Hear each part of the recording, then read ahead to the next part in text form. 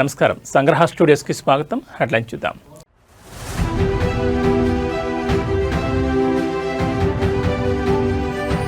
Davos సదస్సులో CM Revanth Reddy బృందం పర్యటన. రాష్ట్రానికి 19,500 కోట్ల పెట్టుబడులు.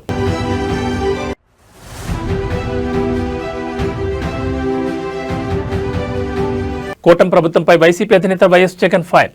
భూముల రీసర్వేపై చంద్రబాబు క్రెడిట్ చోరీ చేస్తున్నారని ఆరోపణ.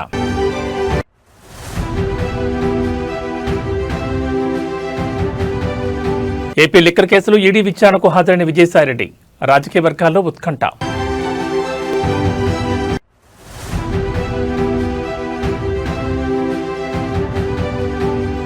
గ్రూప్ 1 మెయిన్స్ కేసు తీర్పును వాయిదా వేసిన హైకోర్టు. తీర్పు కాపీ సిద్ధం కానందున వాయిదా వేసిన ధర్మాసనం.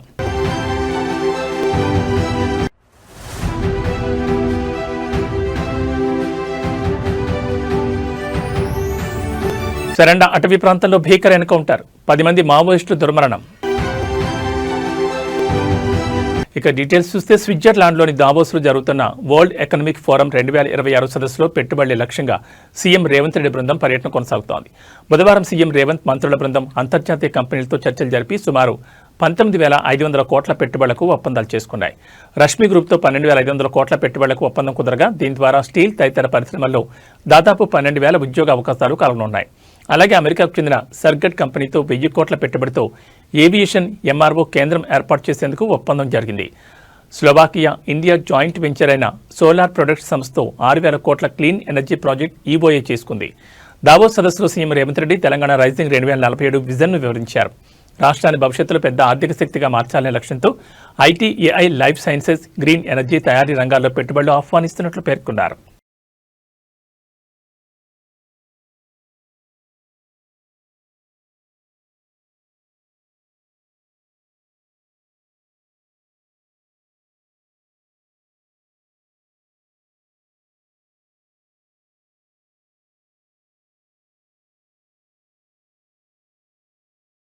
వైసీపీ అధినేత ఏపీ మాజీ ముఖ్యమంత్రి వైఎస్ జగన్మోహన్ రెడ్డి తాజాగా నిర్వహించిన ప్రెస్ మీట్లో ప్రజా సమస్యలు, తాజా రాజకీయ పరిణామాలపై వ్యాఖ్యానించారు. ముఖ్యంగా భూముల రీసర్వే అంశంలో సీఎం చంద్రబాబు నాయుడు క్రెడిట్ చోరీకి పాల్పడుతున్నారని ఆయన ఆరోపించారు. ఈ భూమండలంపై ఇంత దారుణమైన క్రెడిట్ చోరీ చేయగల వారు ఎవరూ ఉండరంటూ జగన్ తీవ్రస్థాయిలో విమర్శలు గుప్పించారు. భూముల రీసర్వే చేయాలన్న కనీస ఆలోచనైనా చంద్రబాబుకి ఎప్పుడైనా వచ్చిందా అని జగన్ ప్రశ్నించారు. రైతుల సమస్యలు తీర్చాలన్న చిత్తశుద్ధి బాబుకు లేదని వ్యాఖ్యానించారు. రైతులు ఎదుర్కొంటున్న భూ వివాదాలకు ఏకైక పరిష్కారం సమగ్ర భూ రీసర్వేనని స్పష్టం చేశారు. 2019 ముందు భూములు సర్వే చేయడానికి అవసరమైన ఆధునిక టెక్నాలజీనే లేదని, తన పాదయాత్ర సమయంలోనే భూముల రీసర్వే చేయాలని నిర్ణయం తీసుకున్నారని జగన్ అన్నారు. 2019 ఎన్నికల మేనిఫెస్టోలో అధికారంలోకి వస్తే సమగ్ర భూ సర్వే చేపడతామని హామీ ఇచ్చామని, ఆ మాట కట్టుబడి పారదర్శకంగా భూముల రీసర్వే నిర్వహించామని జగన్ అన్నారు. రైతులకు, భూ యజమానులకు వివాదాలు లేకుండా ట్యాంపరింగ్కు అవకాశం లేని విధంగా శాశ్వత భూపత్రాలు అందించామని తెలిపారు. భూ సర్వేను ఒక మహాయజ్ఞంలో చేపట్టినట్టు తెలిపారు. బ్రిటిషర్ల కాలంలో దాదాపు 100 ఏళ్ల క్రితం జరిగిన భూ సర్వే తర్వాత మళ్లీ 2020 డిసెంబర్ 21న భూముల రీసర్వే ప్రారంభించామని జగన్ గుర్తు చేశారు. ఈ భూమండలం మీద నిజంగా ఇంతటి దారుణమైన క్రెడిట్ చోరీ చేయగలిగిన వ్యక్తి ఇంకొకడెవడైనా ఉండగలడా అని అనిపించేట్టుగా చంద్రబాబు నాయుడు గారు మాట్లాడుతూ ఉన్నారు. ఊసరి వెళ్ళి కూడా చంద్రబాబు నాయుడును చూసి బహుశా సిగ్గుపడుతుందేమో. అంతటి దారుణమైన మోసాలు, అంతటి దారుణమైన అబద్ధాలు. నేను సూటిగా చంద్రబాబు నాయుడు గారిని అడుగుతా ఉన్నా, మీ ద్వారా ప్రజలందరి తరపున అడుగుతా ఉన్నా. అయ్యా, 4 సార్లు సీఎం అని చెప్పి చెప్పుకునే ఈ పెద్ద మనిషి చంద్రబాబు నాయుడు, నేను అడుగుతా ఉన్నా, భూముల రీసర్వే చేయాలన్న కనీస ఆలోచన అయినా కూడా నీకు ఎప్పుడైనా గతంలో వచ్చిందా అని? కనీసం ఆలోచన అయినా నీకు గతంలో ఎప్పుడైనా వచ్చిందా అని? ప్రజలు ఇబ్బందుల్లో, దీన్ని మహాయజ్ఞం అని అంటారు. Look at the depths. చేయాలనుకున్నది ఏ స్థాయిలోకి వెళ్ళి చేశాము అన్నదానికి this is the depth. Chandrababu Naidu గారు 8 పదుల వయసున్నా కూడా, 80 ఏళ్ళ వయసు, 8 పదుల వయసున్నా కూడా నువ్వు ఎప్పుడైనా ఇలాంటివి విన్నావా, చూసావా, చేసావా అని అడుగుతా ఉన్నా చంద్రబాబును. 20 డిసెంబర్ 21వ తారీఖున 100 సంవత్సరాల క్రిందట 1923లో బ్రిటిష్ ప్రభుత్వం తర్వాత, అప్పుడెప్పుడో బ్రిటిష్ వాళ్ళు సమగ్ర సర్వే చేశారు 1923లో. దాని తర్వాత ఎప్పుడు కూడా ఎక్కడా కూడా సమగ్ర రీసర్వే అన్నది ఎప్పుడు కూడా ఆలోచన కూడా చేయడానికి కూడా ఎవరు సాహసించాల.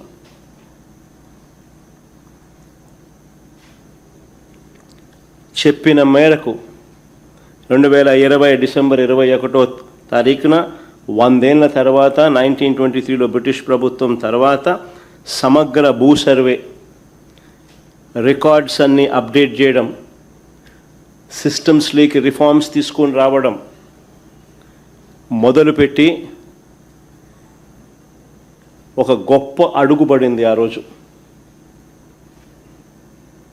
నిజంగా ఇది ఒక రాష్ట్ర ప్రభుత్వంగా ఒక సువర్ణాక్షరాలతో లిఖించదగ్గ ఒక గొప్ప అధ్యాయం ఇది. రీసర్వేతో, సమగ్ర రీసర్వేతో కూడిన ఈ సంస్కరణలు మేము చేసినది నిజంగా ఒక మహాయజ్ఞం లాంటిది. చెప్తా ఎందుకు అంత యజ్ఞం అనే పదం ఎందుకు వాడుతూ ఉన్నాను అని అంటే, ఒకసారి ఆ లోతు లేకపోతే మీతో పాటి ప్రజలందరికీ కూడా అర్థమవుతుంది అసలు ఎంత లోతుగా పోయాము అని. ఏపీ లిక్కర్ స్కామ్ కేసుకు సంబంధించిన కేసులో మాజీ ఎంపీ విజయసాయిరెడ్డి హైదరాబాద్లో ఎన్ఫోర్స్మెంట్ డైరెక్టరేట్ ఈడీ ఎదుట హాజరయ్యారు. 3 అధికారులతో కూడిన ఈడీ బృందం 3,500 కోట్ల లిక్కర్ కుంభకోణంలో జరిగిన అవకతవకలపై మాజీ ఎంపీని ప్రశ్నిస్తున్నట్టు తెలుస్తోంది. అక్రమంగా వచ్చిన నగదును విదేశాలకు తరలించడం, హవాలా, షెల్ కంపెనీలపై ఈడీ ఆరా తీస్తోంది. డిజిటల్ పేమెంట్స్ కాకుండా నగదు రూపంగా ఎందుకు వసూలు చేశారని ఈడీ ప్రశ్నించినట్లు సమాచారం. మద్యం పాలసీ రూపకల్పనపై 3 సార్లు తన సమక్షంలోనే సిట్టింగ్లు జరిగాయని, కానీ ఈ పాలసీతో తనకు సంబంధం లేదని విజయసాయిరెడ్డి వాంగ్మూలం ఇచ్చినట్టు తెలుస్తోంది. విధాన నిర్ణయాల నుంచి రహస్య ఆర్థిక లావాదేవీలపై ఈడీ ఆయనపై ప్రశ్నల వర్షం కురిపిస్తున్నట్టు సమాచారం. ఈ కేసుకు సంబంధించి ఏపీ సిట్ అధికారులు దర్యాప్తు చేసిన ఎఫ్ఐఆర్ను ఆధారంగా చేసుకుని ఈడీ ఈసీఐఆర్ నమోదు చేసింది. ఈ స్కామ్లో భారీగా ఆర్థిక లావాదేవీలు జరిగాయని, షెల్ కంపెనీలకు అక్రమంగా నగదు తరలించారని, హైదరాబాద్ కేంద్రంగా మద్యం రూపకల్పన, భారీ స్థాయిలో అవినీతి జరిగిందని సిట్ గుర్తించింది. అయితే ఇందులో మనీ లాండరింగ్ కోణం ఉందని ఈడీ భావించింది. అందులో భాగంగానే విజయసాయిరెడ్డికి నోటీసులు పంపిన ఈడీ వ్యక్తిగతంగా నేడు విచారణకు రావాల్సిందిగా పేర్కొంది. ఏపీ లిక్కర్ స్కామ్ దేశంలోనే అతిపెద్ద కుంభకోణంగా పలువురు భావిస్తుండగా దాదాపు 3,500 కోట్ల వరకు స్కామ్ జరిగినట్లు ఏపీ సిట్ ఆధారాలతో సహా బయటపెట్టిన విషయం తెలిసిందే. ఇందులో ముడుపులు, మద్యం పాలసీ రూపకల్పనలో అవకతవకలు, అవినీతి జరిగిందని సిట్ గుర్తించింది. ముడుపుల ద్వారా వచ్చిన నగదును షెల్ కంపెనీలకు అక్రమంగా బదిలీ చేశారని, విదేశీ అకౌంట్లకు జమ అయిందనే అభియోగాలు, ఆరోపణల నేపథ్యంలో దీనిపై ఈడీ అధికారులు పూర్తి స్థాయిలో విజయసాయి నుంచి స్టేట్మెంట్ను రికార్డు చేయనున్నారు.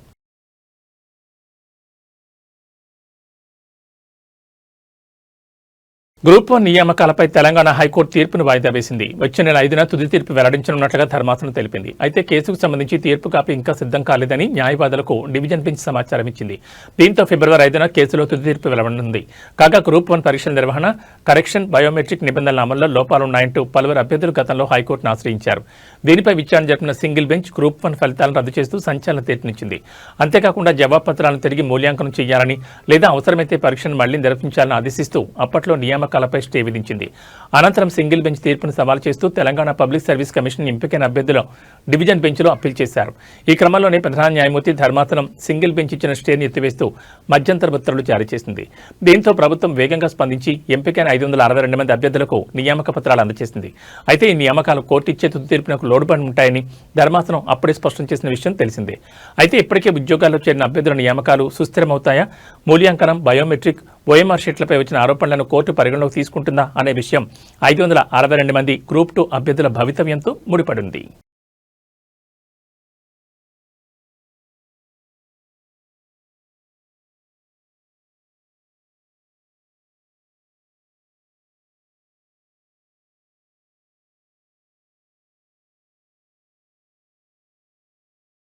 సింగరేణి కాలరీస్ కంపెనీ లిమిటెడ్లో కోల్ మైన్స్ టెండర్ల విషయంలో గత కొద్ది రోజులుగా తీవ్ర విమర్శలు వస్తున్నాయి. అలాగే నైని బొగ్గు గని తవ్వకాల టెండర్లలో అవకతవకలు జరిగాయంటూ అవినీతి ఆరోపణలు వచ్చాయి. ఈ ఆరోపణలపై స్పందించిన deputy CM Bhatti Vikramarka serious అయ్యారు. ఇంధన శాఖ మంత్రిగా మల్లు భట్టి విక్రమార్క ఆదేశాల మేరకు సింగరేణి యాజమాన్యం నైని కోల్ మైన్స్ టెండర్లు రద్దు చేస్తూ నిర్ణయం తీసుకుంది. నిజానికి ఈ రోజు సాయంత్రం 5 గంటలకు బిడ్లు ప్రారంభం కావాల్సిండగా చివరి నిమిషంలో ప్రభుత్వం వెనక్కి తగ్గింది. తీవ్ర అవినీతి ఆరోపణలు రావడంతో ఈ టెండర్ల విషయంలో కేంద్ర బొగ్గు గనుల శాఖ తీవ్ర అభ్యంతరాలు వ్యక్తం చేసింది. టెండర్ నిబంధనలను రూపొందించేటప్పుడు సింగరేణి పాలక మండలిలో ఎందుకు చర్చించలేదని కేంద్ర బొగ్గు గనుల శాఖ సంయుక్త కార్యదర్శి సంజయ్ కుమార్ ప్రశ్నించారు. చర్చ జరిగి ఉంటే అవినీతి ఆరోపణలు వచ్చేవి కావు కదా అని ఆయన నిలదీశారు. అంతేకాకుండా టెండర్లు వేయాలనుకున్న కంపెనీలకు క్షేత్రస్థాయి సందర్శన, ధృవీకరణ పత్రాలు ఇవ్వకపోవడంపై కూడా కేంద్రం సీరియస్ అయింది. సింగరేణి కాలరీస్ కంపెనీ లిమిటెడ్లో కోల్ మైన్స్లో నైని టెండర్ల విషయంలో వివాదాలు తలెత్తడం ఇది రెండోసారి. గతంలో 2016లో కూడా ఇలాంటి ఆరోపణల వల్లే టెండర్లు రద్దయ్యాయి. పాలనాపరమైన కారణాల వల్ల టెండర్లను రద్దు చేస్తున్నారు. నిబంధనలపై మరోసారి పాలక మండలిలో కూలంకుషంగా చర్చించి పారదర్శకంగా కొత్త టెండర్లు పిలుస్తామని సింగరేణి అధికారులు స్పష్టం చేశారు. ఈ రద్దుతో వేల కోట్ల రూపాయల విలువైన ప్రాజెక్ట్ భవితవ్యం మళ్లీ సందిగ్ధంలో పడింది. దేశంలో రాష్ట్ర ప్రభుత్వాలకు వ్యతిరేకంగా గవర్నర్లు వాకౌట్ అస్త్రాన్ని ఉపయోగిస్తున్నారు. మొన్నటికి మొన్న తమిళనాడు గవర్నర్ రవి అసెంబ్లీ నుంచి వాకౌట్ చేశారు. అనంతరం కేరళలో కూడా గవర్నర్ రాజేంద్ర విశ్వనాథ్ అర్లేకర్ కూడా ప్రసంగంలోని కొన్ని భాగాలను విస్మరించారని, తాను సూచించిన మార్పులు ముసాయిదాలు చేర్చలేదంటూ సభ నుంచి వాకౌట్ చేసి వెళ్లిపోయారు. ఇప్పుడు ఇదే కోవలో కర్ణాటక గవర్నర్ థావర్ చంద్ గెహ్లట్ కూడా చేరారు. ఈ 3 రాష్ట్రాల్లోనూ బీజేపీ వ్యతిరేక ప్రభుత్వాలే ఉన్నాయి. తమిళనాడులో స్టాలిన్ ప్రభుత్వం, కర్ణాటకలో సిద్దరామయ్య ప్రభుత్వం, కేరళలో పినరయి విజయన్ ప్రభుత్వాలున్నాయి. కేవలం దక్షిణ భారత రాష్ట్రాల్లోనే ఇలా పరిస్థితులు కనిపిస్తున్నాయి. తాజాగా కర్ణాటక అసెంబ్లీలో థావర్ చంద్ గెహ్లట్ బడ్జెట్ ప్రసంగం చేస్తూ కొన్ని భాగాలను చదివేందుకు నిరాకరించారు. అంతలోనే అసెంబ్లీ నుంచి వాకౌట్ చేసి వెళ్లిపోయారు. ఉపాధి హామీ బిల్లుకు సంబంధించిన సూచనలపై అభ్యంతరం వ్యక్తం చేస్తూ వాకౌట్ చేసి వెళ్లిపోయారు. దీంతో సిద్దరామయ్య సర్కార్, రాజ్భవన్ మధ్య ఘర్షణ వాతావరణంగా మారింది.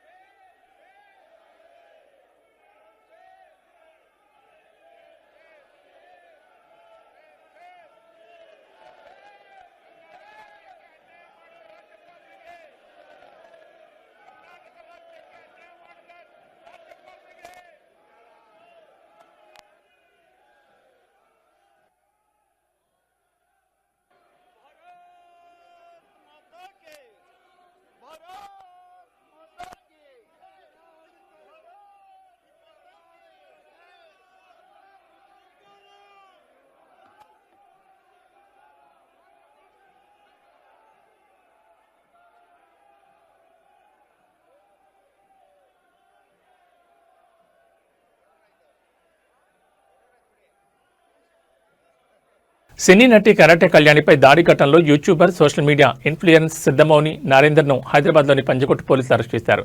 లక్కీ డ్రా పేరుతో మోసాలకు పాల్పడుతున్న అతన్ని రెడ్ హ్యాండెడ్గా పట్టుకునే క్రమంలో ఈ దాడి జరిగింది. అనంతరం నిందితుని కోర్టులో హాజరుపరచగా న్యాయస్థానం రిమాండ్ విధించింది. టీటీడీ పేరుతో నరేందర్ లక్కీ డ్రా నిర్వహిస్తూ మోసాలకు పాల్పడుతున్నాడని కరాటే కళ్యాణి గతంలోనే పంజగుట్ట పోలీసులకు ఫిర్యాదు చేశారు. 399కే ఫార్చునర్ కారు, ఐఫోన్ వంటి బహుమతులు ఇస్తామని నమ్మిస్తూ అమాయకుల నుంచి డబ్బులు వసూలు చేస్తున్నారని ఆమె ఆరోపించారు. ఈ నేపథ్యంలో ఆదిబట్ల సమీపంలోని బండర్లా వద్ద నరేందర్ లక్కీ డ్రా ప్రచారం చేస్తుండగా కరాటే కళ్యాణి పోలీసులతో కలిసి అక్కడికి వెళ్లారు. అతను రెడ్ హ్యాండెడ్గా పట్టుకునే సమయంలో నరేందర్, అతని అనుచరులు సుమారు 10 మంది తనపై దాడికి యత్నించారని, చున్నీ లాగి అసభ్యంగా ప్రవర్తించారని కళ్యాణి పోలీసులకు ఫిర్యాదు చేశారు.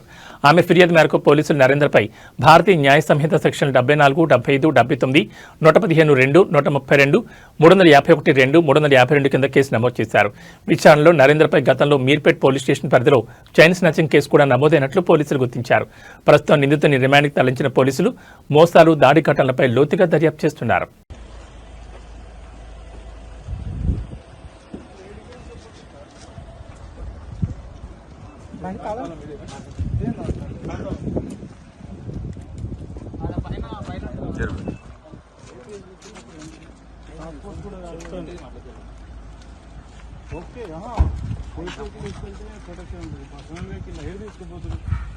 నేను తెలియదు కదా, చెప్తానే కానీ చెప్తా